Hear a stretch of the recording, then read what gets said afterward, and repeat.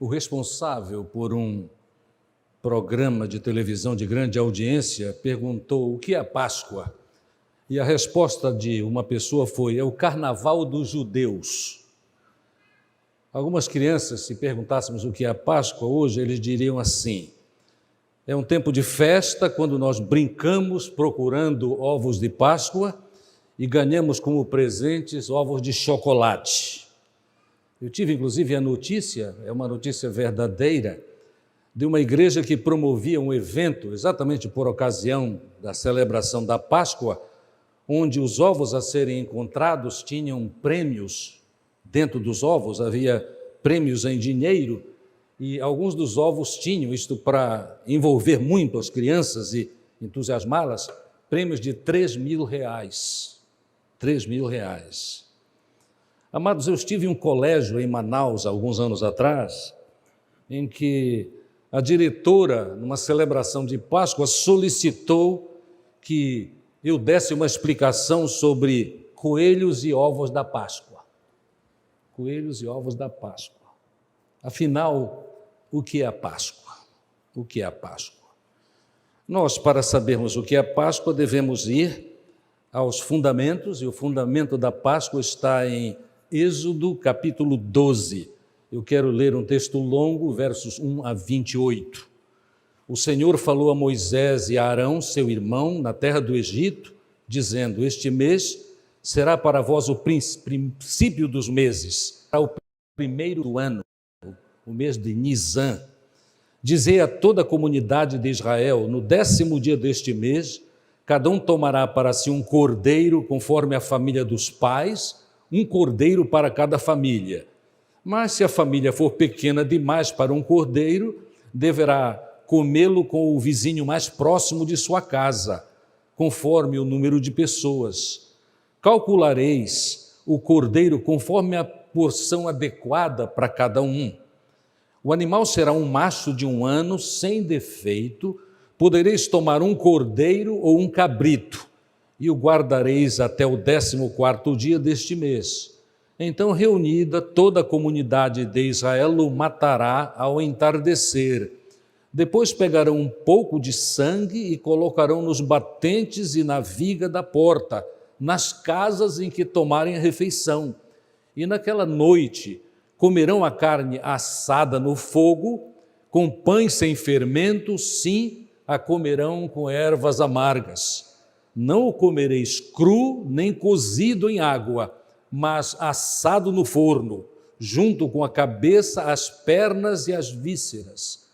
Não deverá sobrar nada para a manhã seguinte. O que sobrar até de manhã deverá ser queimado no fogo.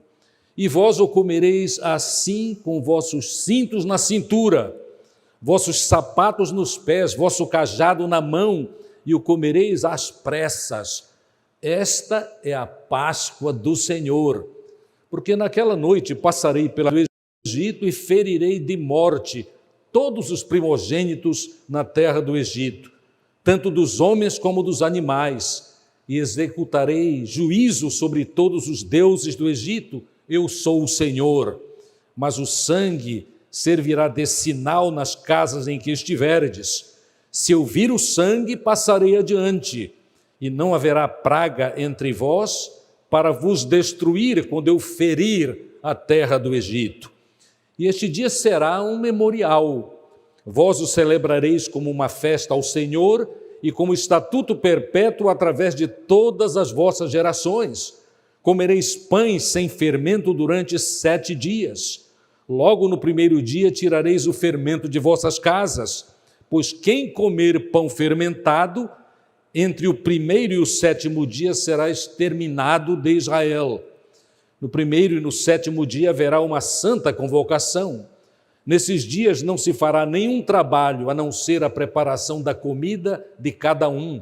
Podereis fazer apenas isso. Portanto, celebrareis a festa dos pães sem fermento, porque nesse mesmo dia tirei vossos agrupamentos da terra do Egito. Por isso, guardareis este dia através de todas as vossas gerações como estatuto perpétuo. Comereis pães sem fermento, desde o entardecer do dia 14 do primeiro mês até o entardecer do dia 21. Não haja fermento algum nas vossas casas durante 7 dias, pois quem comer pão fermentado será exterminado da comunidade de Israel, tanto peregrino como natural da terra. Não comereis nada fermentado, em todas as vossas habitações comereis pães sem fermento. Então Moisés chamou todos os anciãos de Israel e disse-lhes: Ide, escolhei os cordeiros segundo as vossas famílias e sacrificai a Páscoa. Pegareis um ramo de hisopo e embebereis no sangue que estiver na bacia e marcareis com ele a viga da porta e os 2 batentes, mas nenhum de vós sairá da porta da casa até o amanhecer, porque o Senhor passará para ferir de morte os egípcios, e quando vir o sangue na viga da porta e nos batentes, seguirá adiante, e não deixará o destruidor entrar em vossas casas para vos ferir. Observareis isto como estatuto perpétuo para vós e para vossos filhos. Quando tivereis entrado na terra que o Senhor prometeu vos dar, guardareis este ritual. E quando vossos filhos os perguntarem: o que significa este ritual? Respondereis: este é o sacrifício da Páscoa do Senhor, que passou sobre as casas dos israelitas no Egito, quando feriu de morte os egípcios e livrou as nossas casas. Então o povo inclinou-se e adorou, e os israelitas saíram e fizeram conforme o Senhor havia ordenado a Moisés e a Arão. Páscoa, na língua hebraica do Velho Testamento, é Pessah. E como disse o texto, em excelente tradução, de fato é passar adiante. Os irmãos observaram na leitura que quando o anjo da morte via o sangue nos batentes da porta das casas dos que obedeceram, passaria adiante. Então a Páscoa foi instituída como celebração da libertação do povo de Deus daquela escravidão no Egito. É tão importante nós lermos os antecedentes desta experiência. O antecedente principal é que Deus viu a condição, o grande sofrimento, a tentativa de extermínio da parte da liderança egípcia e, observando a opressão e a violência, resolveu que era tempo, conforme o seu próprio plano, o plano de Deus, de libertar o povo. E ele levanta um homem especialmente escolhido para isso, chamado Moisés. Inicialmente, como conhecemos do testemunho do livro de Êxodo lá no seu início, um homem medroso, que se julgava absolutamente incapaz de fazer o serviço, mas que foi ajudado por Deus a reconhecer que era o escolhido, era o que tinha de fazer o trabalho, e assim foi. Fez o trabalho, inclusive, com a ajuda de seu irmão Arão.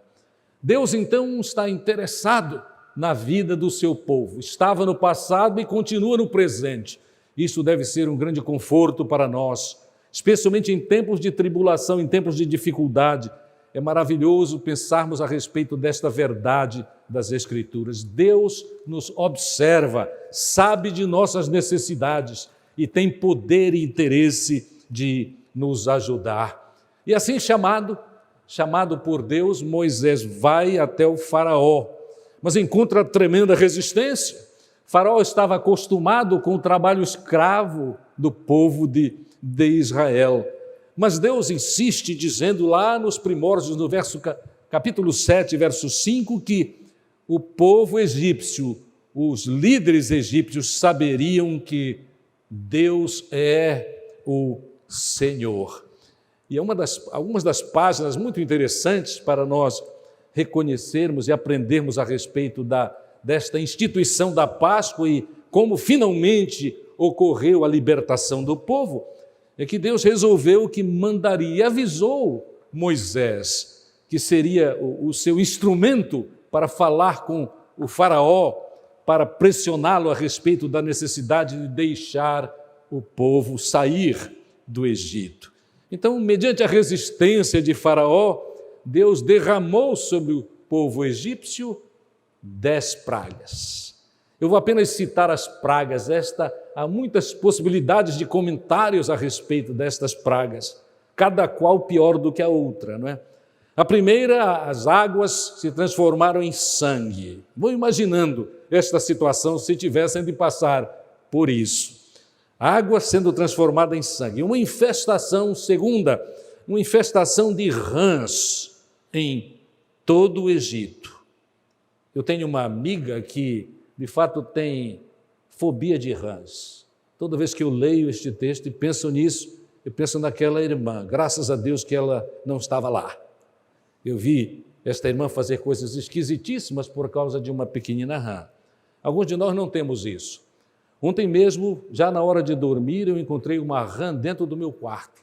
E foi tão simples, não é?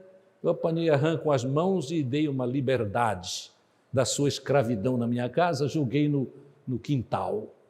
E eu tenho a impressão que eu ouvi quando ela disse muito obrigado. Porque dentro da minha casa ela morreria como tantas outras têm morrido. Porque elas precisam estar em ambiente úmido. E na secura, eu entendo que até a secura que é resultado do ar-condicionado, ela amanhece seca e tão feia, e não canta mais. Irmãos, a infestação de rãs a segunda, piolhos a terceira, moscas a quarta, peste nos animais dos egípcios, apenas dos egípcios e não dos israelitas. Sexto, feridas nos homens e no gado dos egípcios. Chuva de pedras, que literalmente, capítulo 9, verso 5, diz, destruiu toda a vegetação e a alimentação, porque muito da vegetação era alimentação. Gafanhotos, nuvens de gafanhotos. A nona, trevas. E a última, que foi assunto da leitura feita de maneira muito especial, a morte dos primogênitos. O aviso de Deus é: eu mostrarei que eu sou o Senhor. Deus avisou por intermédio de Moisés. E houve todo este preparo naquela ocasião, quando na 10ª praga, a morte dos primogênitos. E os irmãos, eu quero chamar a atenção para os irmãos para os passos nesta preparação. Primeiro, separar um cordeiro, verso 5, sem defeito, guardado por 4 dias para ver se estava saudável. Esta é a razão desta espera orientada. No entardecer do dia 14, ele seria morto. Capítulo 12, 46 diz, nenhum osso, lembrem isto mais tarde, quando chegarmos à segunda parte desta mensagem, nenhum osso do cordeiro deveria ser quebrado. Depois de eles fazerem assim, eles colocariam na hora do sacrifício do cordeiro, nesta preparação, eles tomariam um galho de isopo. Isopo é uma planta. E molhariam com aquele galho de isopo, colocariam aquele galho de isopo dentro da bacia onde o sangue do cordeiro havia ser acolhido e marcariam no umbral e nos batentes das portas de suas casas. E este era o sinal para que o anjo da morte não perturbasse tais famílias obedientes. O cordeiro tinha de ser assado no fogo, nem cru nem cozido. Devia ser consumido por aquelas pessoas que estavam celebrando, e as sobras teriam de ser queimadas. Eles se alimentariam deste cordeiro assado no fogo, com pães sem fermento e com ervas amargas. Sempre que leio isto aqui, eu penso que era rúcula, que eu detesto. Mas enfim, as ervas eram amargas e o pão era pão sem fermento. Por que pão sem fermento? Um parênteses aqui. Fermento na cultura bíblica tem a ver com pecado, porque ele tem um tremendo poder de disseminação e de influência. Tanto é que As mulheres, especialmente, que sabem produzir excelentes pães, sabem que um pouquinho de fermento leveda toda a massa, por sinal, uma afirmação bíblica. E fermento, a ideia é que nós precisamos, o povo precisava estar purificado, limpo, para passar por esta grande experiência. Eu li recentemente num comentário sobre esta questão dos... O cordeiro seria consumido com pães sem fermento. Eu li alguma coisa muito especial a respeito na vida de família judaica, que foi visitada por um cristão já há poucos anos atrás, que naquela preparação para a Páscoa desses judeus tradicionais ali, o judeu tradicional não permitiu que o pastor que estava visitando e desejoso de saber qual era a experiência de um judeu tradicional nesta questão do preparo para a Páscoa, mas aí aquele senhor judeu lá em Israel disse assim: eu não posso permitir que você entre na minha casa, porque para nós, disse ele, a experiência é uma experiência muito íntima, mas eu posso permitir que o senhor assista a busca de fermento na minha garagem. E assim foi. E aquele pastor entrou na garagem e ele disse que até a feição deste judeu que estava procurando alguma coisa que tinha a ver com fermento, por exemplo, um pão fermentado que havia sido esquecido por lá. E o pastor conta no seu relato o seguinte, que finalmente mexendo as madeiras dentro da garagem, a garagem não era usada como garagem, era só depósito, como em algumas das nossas casas, mas quando ele levantou uma tábua, ele viu um pequeno saco plástico com pão que um trabalhador havia deixado lá. E ele entrou em crise, aquele judeu entrou em crise, porque ele disse: imagina se eu não tivesse descoberto isso, eu seria amaldiçoado. Pães sem fermento como preparação, e ervas amargas lembrando a amargura da vida debaixo de toda aquela opressão. E para os amados que já leram o texto, ou que poderão ler hoje à tarde o texto, sabem muito bem que quando chegou um tempo da pressão dos egípcios sobre o povo de Deus, era assim: antes a palha para prepararem os tijolos era dada pelo governo egípcio, mas de um tempo para mais adiante, nem a palha era dada, eles tinham que procurar a palha e procurar tudo o que era preciso para produzir os tijolos do seu trabalho forçado. Meus amados, é interessante esta história. É muito interessante porque isso tudo aconteceu depois de 430 anos de sofrimento, de escravidão. E aqui nós temos, vamos relembrar, o sangue do Cordeiro livrou as famílias do povo de Deus de perderem os seus primogênitos. E quando aconteceu, o texto diz, à meia-noite, o anjo da morte passou, e por causa da tragédia ocorrida no meio do povo egípcio, o próprio faraó veio e implorou. Agora, verso 31 do texto, que eu não li, saiam. E todos eles sabiam que estavam saindo por causa da manifestação do poder de Deus. Amados, nesta leitura nós aprendemos muita coisa. Nós aprendemos que a Páscoa é o julgamento de Deus sobre os deuses egípcios. Os estudiosos nos apontam que em cada uma das pragas nós temos uma manifestação do poder de Deus sobre a idolatria egípcia. Eu vou citar, por exemplo, as rãs eram tidas como representativas de um de seus deuses. As moscas, por incrível que pareça, também. E os gafanhotos também. Não é que eles eram deuses, mas eram representantes de alguns deuses, da grande quantidade de deuses dos egípcios daquele tempo. Mas nós devemos entender que a Páscoa não é apenas um julgamento dos deuses, dos egípcios e de seus deuses especialmente, mas tinha algo a ver também com o povo de Deus, com os israelitas. Por causa desta experiência, a experiência das pragas, e especialmente no que foi orientado para fazerem quando protegeram suas casas, colocando com a marca do sangue no umbral e nos lados das portas, porque há uma experiência muito interessante que é relatada por um hebraísta famoso, inclusive nosso irmão, pastor batista, Luiz Saião, em uma fabulosa experiência no seu podcast. Ele ensina que, por exemplo, quando você vai ao Egito, você às vezes imagina ver casas antigas para crescimento no conhecimento daquela cultura, mas isso que é a maior frustração, não se encontra nada. Porque as casas daquele tempo, que é relatado aqui, neste capítulo 12, eram casas toscas, feias, feitas de adobe.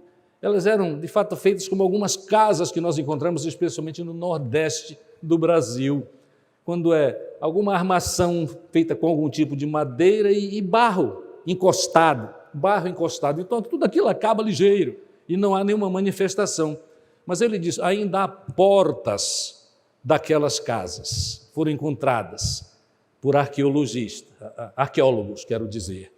Então, as portas são interessantes. Nas portas, possivelmente por causa de muitas das portas, provavelmente por exigência dos opressores egípcios, havia os nomes ou a representação dos deuses. A ideia é o seguinte, olha, tem aqui uma figurazinha de uma rã, ou uma figurazinha de um gafanhoto. Lembram o que eu disse a respeito dos deuses?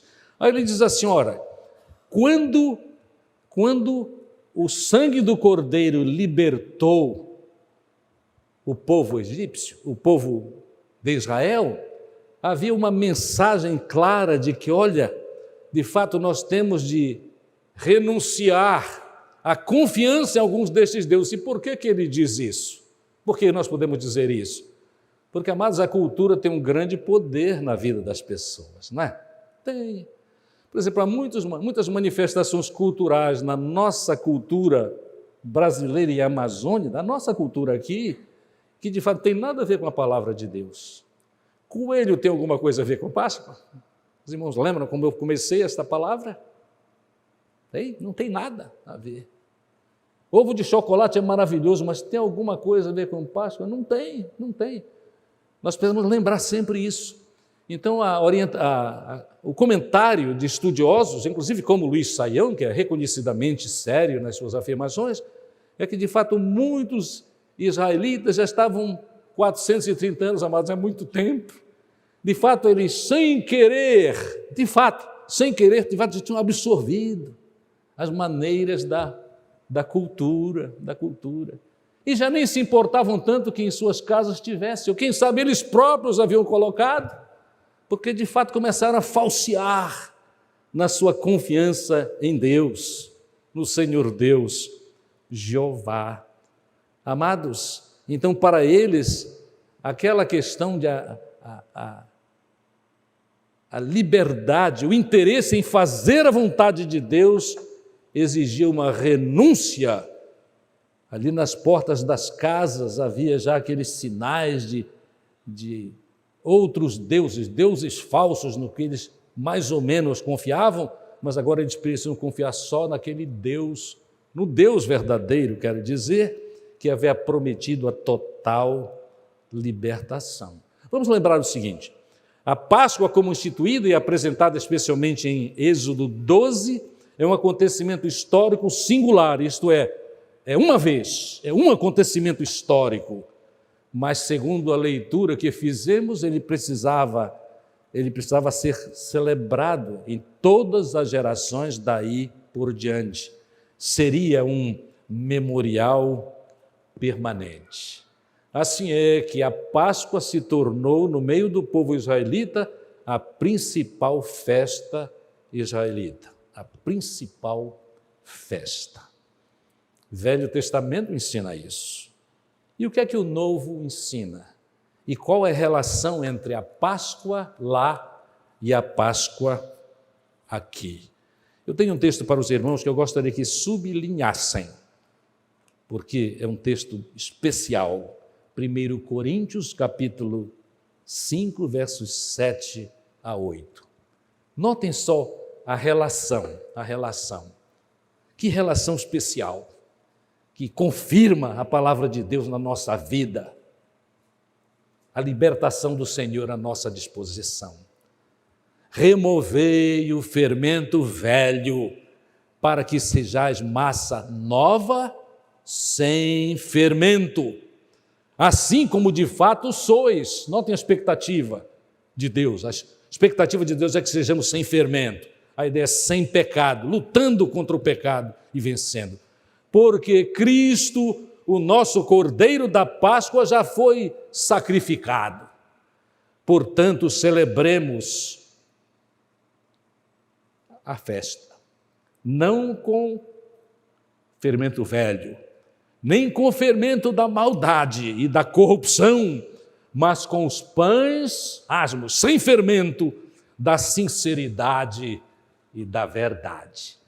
Queridos, não há como escapar da relação entre Êxodo 12 e 1 Coríntios 5, versos 7 a 8. Jesus Cristo é a nossa Páscoa. A nossa Páscoa tem a ver com a promessa e a realidade do sofrimento de Cristo em nosso lugar. Só Ele nos liberta da escravidão do pecado, já prefigurada na libertação do povo israelita, lá depois de 430 anos do sofrimento no meio dos egípcios. Cristo é o Cordeiro de Deus que tira o pecado do mundo. Todos nós devemos estar aqui bem lembrados para a confirmação desta palavra, do texto que temos no Evangelho de João, e no capítulo 1, verso 29 e também versos 35 a 37. No dia seguinte, Jesus está para iniciar o seu ministério. João Batista viu Jesus que vinha na sua direção e disse: este é o Cordeiro de Deus que tira o pecado do mundo. Versos 35 em diante. É a mesma experiência. No dia seguinte, João estava ali outra vez, com 2 de seus discípulos, e olhando para Jesus, que por ali passava. Agora não é Jesus vindo a João. Jesus ia passando e ele disse: este é o Cordeiro de Deus. E os 2 discípulos que ouviram-no dizer isso, passaram a seguir Jesus, o Cordeiro de Deus. E notem que texto precioso do Novo Testamento, em 1 Pedro, capítulo 1. 1 Pedro, capítulo 1, versos 18 e 19. Lembrem como devia ser tratado o cordeiro lá na Páscoa judaica. Pois bem, 1 Pedro, capítulo 1, versos 18 em diante. Capítulo 1, versos 18 em diante. Sabendo que não foi com coisas perecíveis, como prata ou ouro, que fostes resgatados da vossa fútil maneira de viver, recebida lá vem a tradição, por tradição de vossos pais, mas fostes resgatados pelo precioso sangue, como de um cordeiro sem defeito e sem mancha, o sangue de Cristo, conhecido já antes da fundação do mundo, mas manifestado no fim dos tempos em vosso favor. Que texto interessante esse, Nós fomos resgatados por causa do sangue do Cordeiro sem defeito, o próprio Senhor Jesus Cristo. No capítulo 12 e verso 46 de Êxodo, nós aprendemos que nenhum osso deveria ser quebrado. E em João, no Evangelho de João, no capítulo 19, versos 31 a 36, nós temos a seguinte palavra. Capítulo 19, versos 31 a 36. A morte de Jesus Cristo é o que está sendo apresentado. E para que o corpo, Cristo já havia sido morto no Calvário, em nosso lugar. E para que os corpos não ficassem na cruz no dia de sábado, pois aquele sábado era especial, os judeus pediram a Pilatos que fossem quebradas as pernas dos crucificados e que eles fossem retirados dela. Era, entre aspas, imagine, o golpe de misericórdia naqueles que ficassem vivos na cruz, quebravam as pernas para facilitar a morte. Eles já estavam completamente abatidos e isto facilitava, entre aspas, a morte deles. Então os soldados foram, versos 32, e quebraram as pernas do primeiro, e ao outro também, que fora crucificado.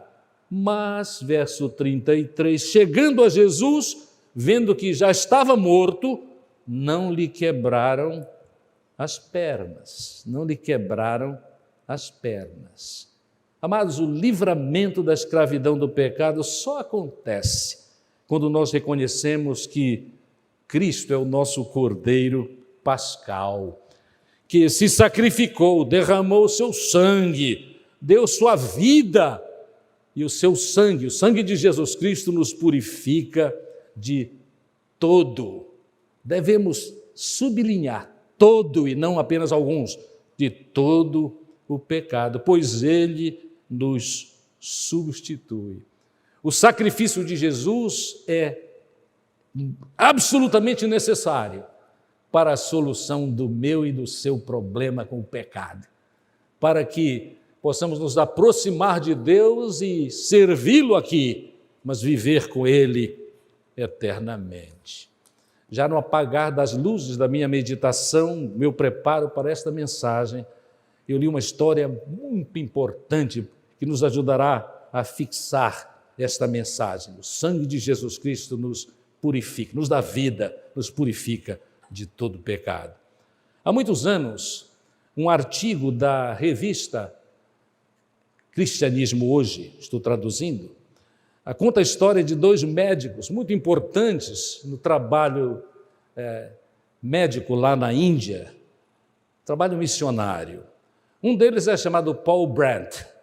O Paul Brandt chegou lá para ser auxiliar de um famosíssimo cirurgião chamado Reeve Bretz, na cidade de Vellore, lá na Índia, trabalhando num hospital cristão. E eles ficaram muito surpreendidos com a seguinte experiência. Eles ficaram surpreendidos com a resistência na cultura de Vellore. A Índia é muito grande, mas nesse lugar havia uma resistência total a respeito da doação de sangue. A razão é a seguinte, disseram os médicos, relatando: para eles sangue é vida, e quem vai dar a sua vida para salvar outro? Nem os pais para os seus filhos. Era este ponto, a cultura em valor. Então um dia chegou uma menina no centro cirúrgico que tinha só 12 anos e precisava ter o seu problema resolvido com muita urgência ou morreria. E os médicos muito habilidosos e experientes sabiam que ela precisaria de, no mínimo, 3 bolsas de sangue. Mas na dificuldade que era obter sangue naquela cultura, eles só tinham 2. Então a família foi toda chamada às pressas e a família chegou lá e os médicos explicaram: olha, há possibilidade, nós podemos salvá-la, mas precisamos de mais uma bolsa de sangue. E aí a crise se instalou na família. Um olhava para o outro, mas nós não podemos dar, na nossa cultura nós não podemos fazer isso. Os médicos, inclusive, o principal deles, que era o Reeves, fez tudo para mudar a mente deles, mas não há jeito, a cultura muito arraigada, sangue é vida, nós não podemos fazer isso, nem por nosso filho, quem faria isso? E no fim, ele, desesperado, falando inglês com hindus, sem tradução, ele demonstrou toda a sua ira, porque aquela família tinha esta trágica tradição. Por causa da pressão do médico, quando disse em inglês mesmo, mas era notório que ele estava irado, o homem mais sadio daquele grupo familiar disse assim: ela, e apontou para a senhora idosa, provavelmente a vovó, ela vai dar o sangue. E naquela cultura ordem de um superior, de um homem, para uma mulher é final. E, de fato, antes que ela se aproximasse do lugar onde daria o seu sangue por ordem daquele homem da sua família, o Dr. Bretz perdeu completamente a paciência, mas ao mesmo tempo se encheu de misericórdia. E ele gritou para o seu auxiliar, o outro missionário. Ele disse: eu não admito isso. Eu não admito a morte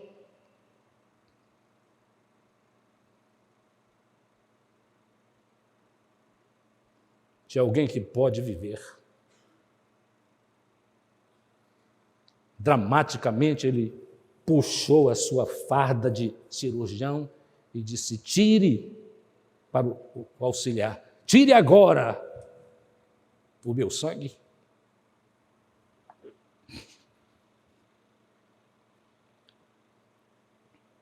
Houve outra comoção. Aquela família não sabia o que pensar. O peso da cultura era grande. Sangue é vida. Aí eles disseram quase uma só voz: o doutor vai dar o seu sangue.